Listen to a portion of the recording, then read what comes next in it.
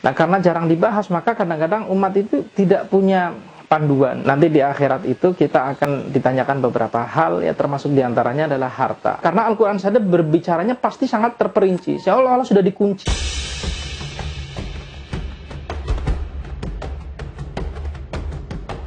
Support kita agar channel kita lebih berkembang dengan cara mengklik like, subscribe, dan share agar kita bisa berbagi dengan teman kita yang lain. Mengapa kajian-kajian di channel YouTube banyak membahas masalah harta?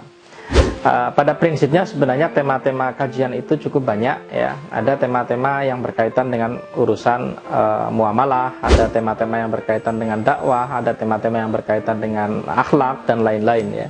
Tetapi memang bersama dengan teman-teman kami coba mengawali terlebih dahulu kajian-kajian di channel YouTube Teman Baik Official ini, membahas tentang permasalahan-permasalahan yang berkaitan dengan harta, baik tentang cara mencarinya, ya, terus kemudian tentang bagaimana mengelolanya, bagaimana mensikapinya, termasuk juga nanti bagaimana penggunaannya atau bagaimana menafkahkan harta itu. Kenapa kemudian kami memilih itu? Ada beberapa alasan penting, ya. Yang pertama, karena kajian-kajian yang berkaitan dengan harta itu pada umumnya itu jarang dibahas, ya, jarang dibahas di berbagai macam majelis-majelis taklim yang ada di tengah-tengah kita, ya. Padahal urusan-urusan yang berkaitan dengan harta itu perkara yang sedemikian lekat, tiap hari kita bersentuhan dengan urusan-urusan seperti itu. Nah, karena jarang dibahas, maka kadang-kadang umat itu tidak punya panduan, ya, tidak punya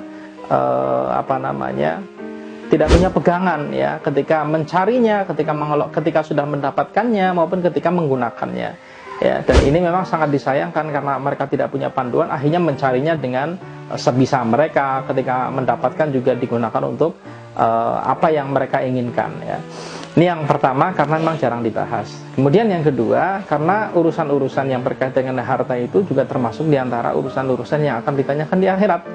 Jadi nanti di akhirat itu kita akan ditanyakan beberapa hal, ya, termasuk diantaranya adalah harta, kenikmatan-kenikmatan harta dari mana, terus digunakan untuk apa, ya. Ini kalau kita tidak mendapatkan panduannya, tidak punya mendapatkan pegangannya, nanti kita akan salah baik dalam proses mencarinya maupun dalam proses menggunakannya.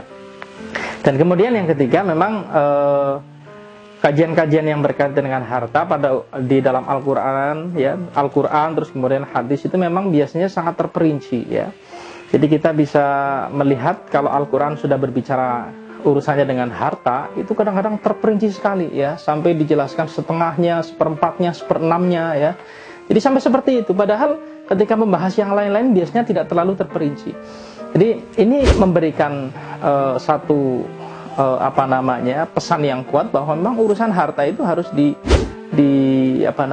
kita pahami dengan benar, ya, karena Al-Quran saja berbicaranya pasti sangat terperinci, seolah-olah sudah dikunci, ya, seolah-olah sudah dikunci. Nah, hal-hal yang sudah terperinci seperti ini, sekali lagi memang harus menjadi perhatian kita bersama untuk bisa memahaminya dengan benar, ya, dengan baik.